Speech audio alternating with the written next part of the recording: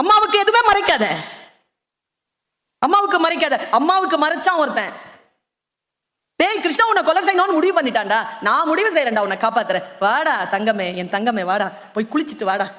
கூப்பிட்டா காந்தாரி துரியோதனனை. வரும்போது கிருஷ்ணன் சொன்னா, என்னடா அம்மனமா பாரு, அம்மா முன்னால அம்மா தான் கூப்பிட்டுச்சு.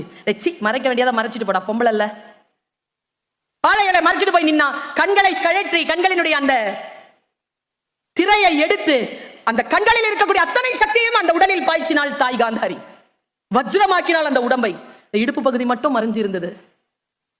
தர வரைக்கும் பார்த்துட்டு கண்ணை மூடிக்கிட்டு கதறி அழுதாள் காந்தாரி. தவறு செஞ்சுட்டியே தங்கமே, ஏண்டா பகுதியை மறைச்ச, என் பார்வை படலையடா. கிருஷ்ணன் தாம்மா சொன்னான் மறைச்சிட்டு போன்னு, நான் எப்படி பிள்ளை இல்லாம சாவ போறேன், அவனா நாதையா சாவாண்டான்னு சொல்லிட்டு இந்த கதை எதுக்கு நமக்கு?